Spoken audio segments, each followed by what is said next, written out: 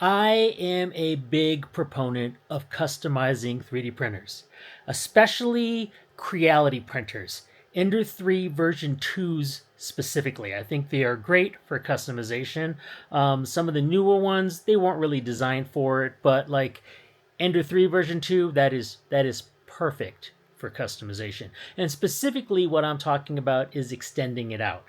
Now, for me, I say you need the right tool for any job. You don't want to use a tool and then have to use it for things that it was not made for.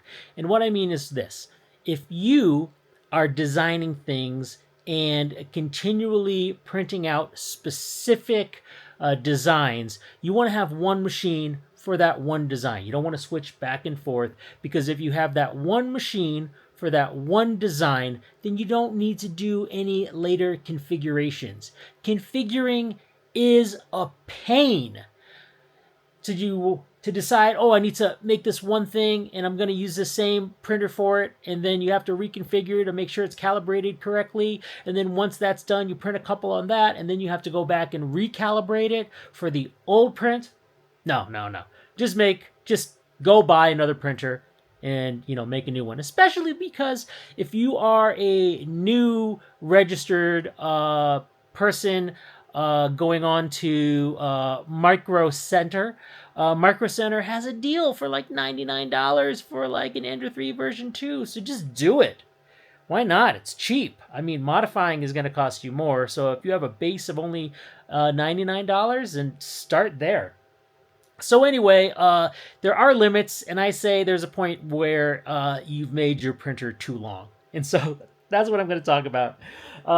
These I started with. If you guys go to my website where I sell conversion kits to convert aquariums to terrariums, it's called frogcube.com.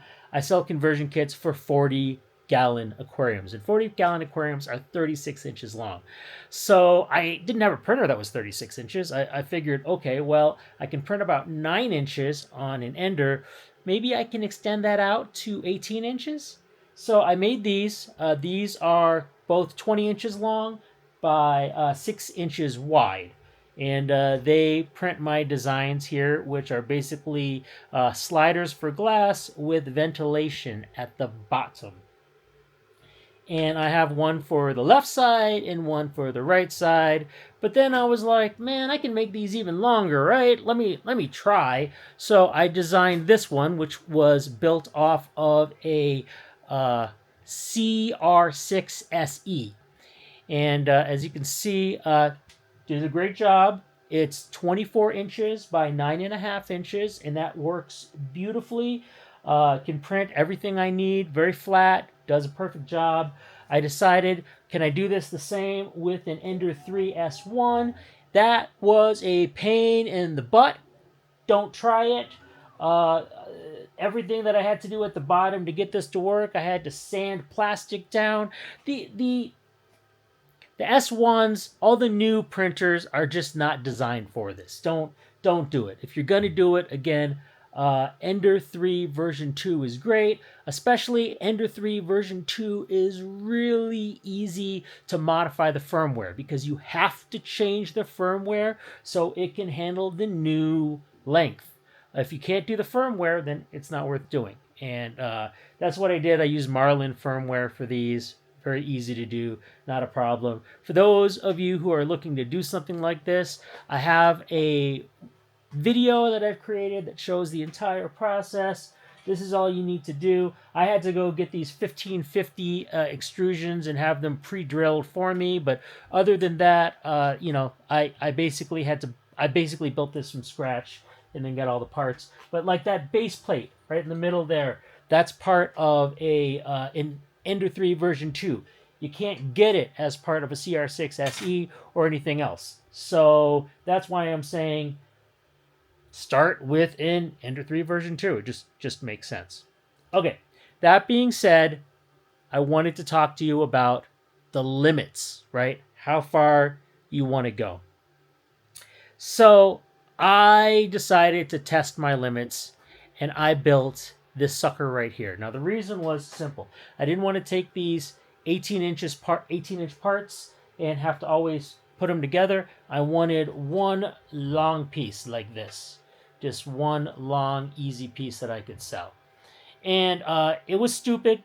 I'm going to tell you that right now. It was stupid. It was pointless because shipping for a long piece like this is super expensive. It's easier to ship two 18-inch pieces. Something that is under 20 inches is way easier to ship than something that is 36 inches and long like that.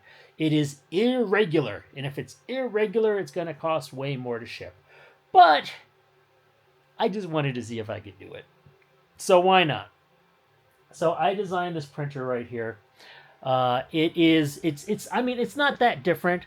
I did have to do a few things. Like I wanted to make sure right here there were little places at the bottom so that it could sit when the length got very long. You can see the same thing I put at the front right here. But other than that, it's the same system. It just happens to be 38 inches. So I'm going to tell you right now, 38 inches is way too long. Now, it's printing okay right now. It's printing the first level, and for my prints, it needs to have mesh at the bottom. And as you can see, it's doing a pretty good job with the mesh. But here's the thing. As the printer moves faster, it starts to vibrate. And, I mean, if you're going to print slow, sure, you can do this, printing slow. I like to print fast. I like to see where my limits are.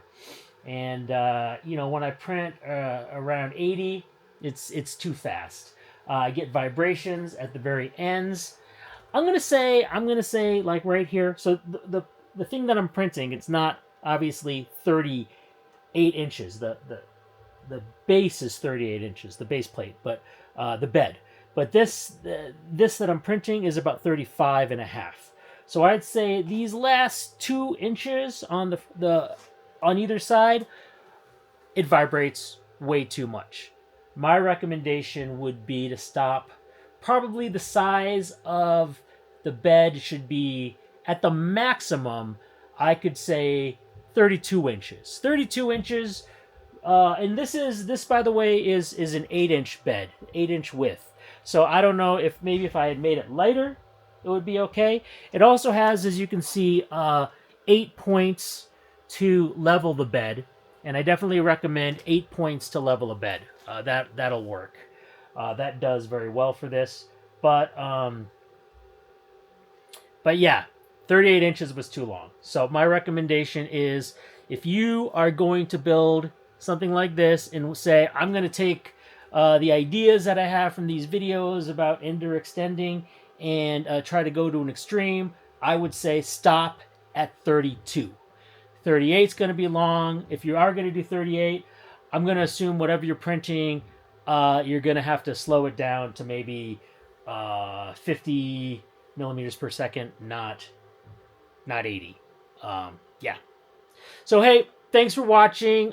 Please do like and subscribe if you want to see more of me talking about editing or modifying printers.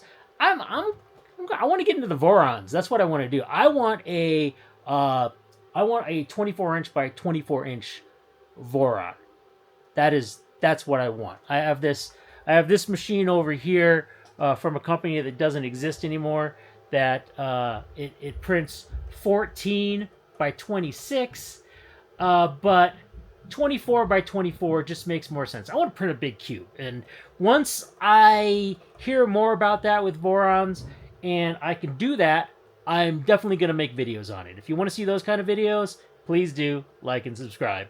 I'm Just In Case. Thanks for watching.